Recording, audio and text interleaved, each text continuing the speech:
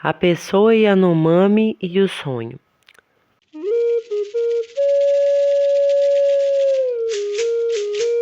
Quando um Yanomami sonha, o corpo, Pei-Siki, permanece deitado na rede enquanto Pei-Utupê, uma espécie de imagem vital, se desprende e pode viajar por lugares que o sonhador percorreu durante o dia ou por locais distantes e desconhecidos. Em sonho, a pessoa pode encontrar parentes próximos, distantes ou mesmo mortos. Independentemente de onde vai e de quem se encontra, é sempre a imagem da pessoa que vivencia essas experiências no tempo do sonho. Marie Terré. Antes que ela desperte, a imagem volta para o corpo. Tudo o que acontece no sonho é considerado como algo que aconteceu ou que poderá acontecer. E, a depender do conteúdo onírico, isso pode afetar a vida de quem sonhou ou mesmo de toda a comunidade.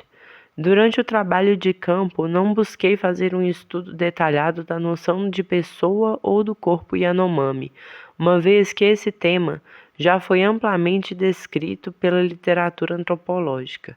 Entretanto, como o sonho remete diretamente a processos que envolvem o corpo e a pessoa Yanomami, essas questões surgiam com naturalidade nas conversas e nos relatos de sonhos. Meu interesse se volta a Pei-Utupê, ou seja, a imagem vital da pessoa, parte da pessoa Yanomami que apareceu de forma mais recorrente nos relatos oníricos. Bruce Albert, em 1985, faz uma descrição da pessoa Yanomami, distinguindo as concepções relativas ao corpo biológico daquelas relativas aos componentes metafísicos.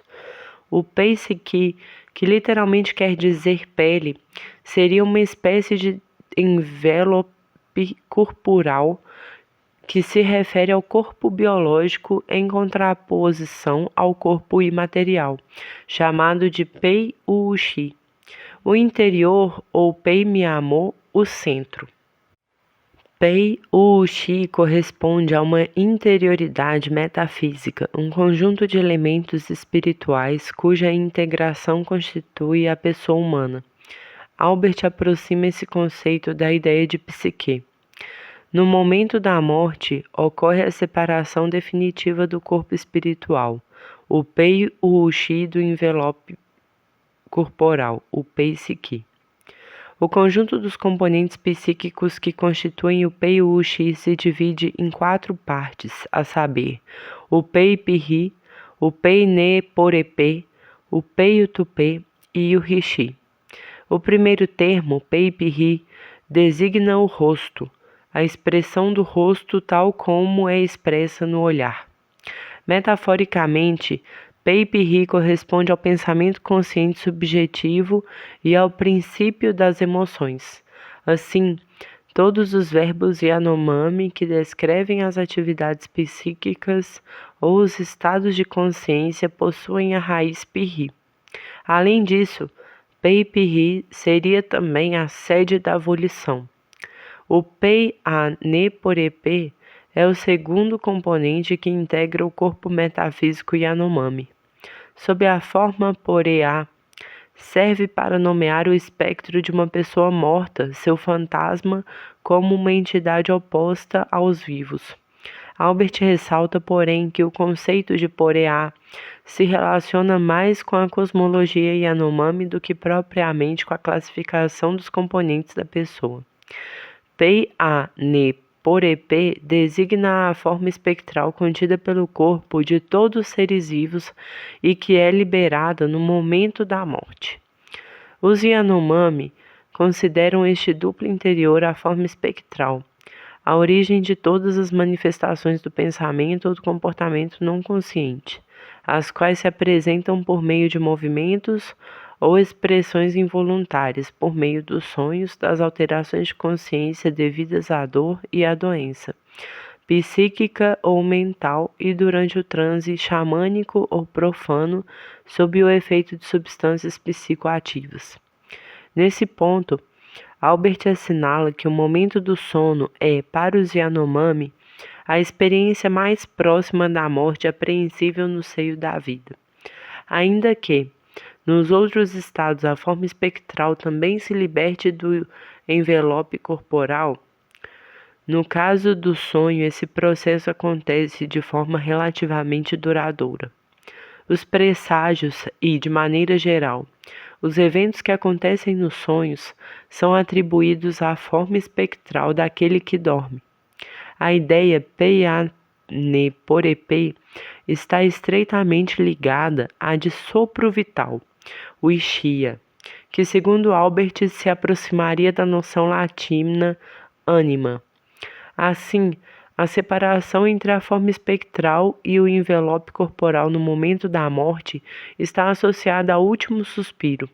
Da mesma forma, a inspiração dos bocejos ao acordar corresponderia à reintegração da forma espectral ao corpo biológico após um episódio onírico. O terceiro componente é Pei-Utupê, uma imagem interna da unidade corporal que se constitui como sede do princípio vital fundamental. De maneira geral, o Pei-Utupê designa toda forma de reprodução.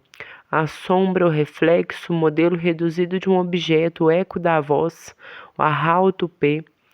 Sua extensão para o universo dos brancos abarca tudo aquilo que se refere a uma imagem. Assim, uma fotografia, uma imagem televisiva, um desenho, são traduzidos como utupê. Quando os xamãs estão sob efeito de substâncias psicoativas, é o utupê das coisas que eles veem. São essas imagens vitais presentes em todos os seres que os xamãs fazem descer e dançar em suas sessões de xamanismo.